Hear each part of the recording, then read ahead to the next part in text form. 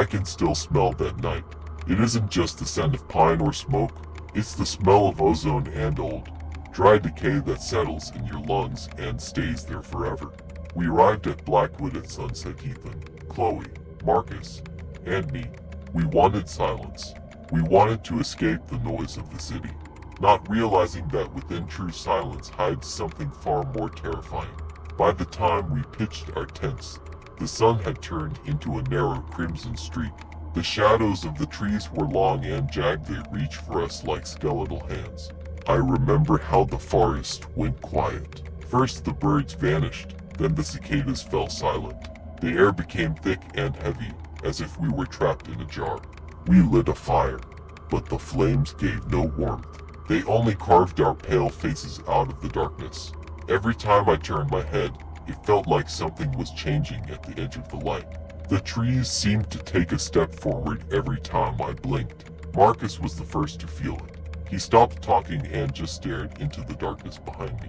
His pupils dilated so much that the irises were almost gone. A thin, faint ringing started in my ears. You know that sound old televisions make when the picture turns into white noise. I slowly turned around. At first, I saw nothing but pines, but then my eyes caught a figure. It was taller than any human, unnaturally thin, wearing a perfectly black suit. In the light of the dying embers, I saw its face.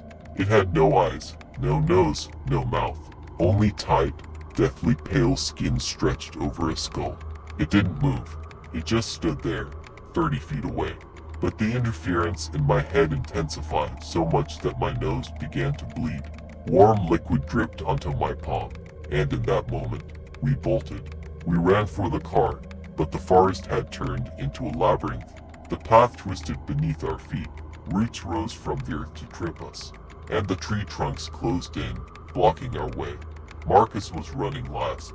I could hear his heavy breathing and the crunch of branches behind me. The ringing in my ears became a pulse, hitting my brain in time with my heartbeat. At one point, the sound suddenly stopped. An absolute, dead silence followed. I stopped and looked back. Marcus was gone. On the spot where he should have been, dust was slowly settling. In the light of my flashlight, I saw long, coal-black tentacles, looking like roots, retracting back into the thick shadow beneath an old oak. There were no screams, no sounds of a struggle. Marcus simply vanished, as if he had never existed. I looked at Ethan and Chloe. In their eyes, I saw the same primal terror. We ran again. Now there were 3 of us, but I felt like each of us already had a shadow assigned to us. That tall, faceless thing wasn't chasing us in the usual sense. It was simply waiting at every point we ran to. We found an old ranger station. Rotting wood, a leaky roof, but then it felt like a fortress. I locked the door with a heavy bolt while Ethan and Chloe tried to catch their breath. But the walls provided no protection. The noise in my head, that cursed static, was now vibrating through the very boards of the building. Every beat of my heart echoed as a thrum in the walls. Chloe went to the window. I wanted to yell at her to get away, but my voice was stuck in my throat. In the moonlight, I saw him. He was standing right outside the glass.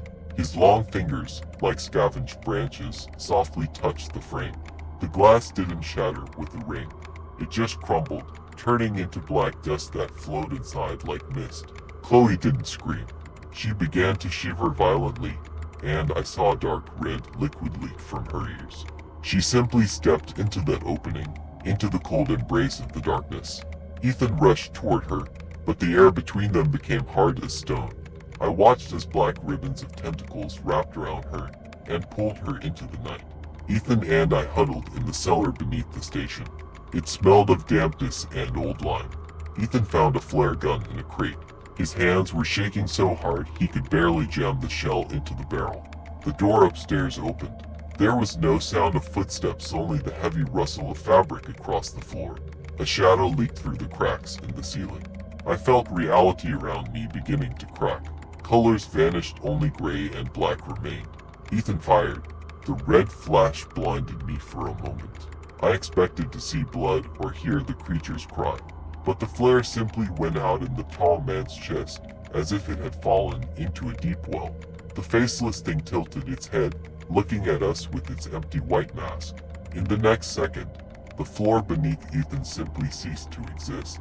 He fell into a thick, oily blackness, and I was left in the cellar alone. I don't remember how I got out. I only remember the cold metal of the vent and the taste of dust on my tongue. I crawled until I felt grass beneath my palms. I ran without looking back, but I knew he was there. Every time I saw a tree out of the corner of my eye, it looked like his silhouette. The static in my ears turned into a whisper that called my name. I burst onto the highway. Headlights blinded me, and I collapsed onto the asphalt. I survived, but you can't call it a victory. Now I sit in this white ward. The police say I'm in shock, that my friends are just missing. They don't believe my drawings. But at night, when the lights go out, the static returns. I hear it in the ventilation, in the rustle of the sheets. I look into the corner of the room and see the shadow getting taller, thinner, and longer. He didn't kill me there, in the forest. He's just waiting for me to finish telling this story. Tomorrow's date on my calendar is circled in black, and I know tomorrow will not come.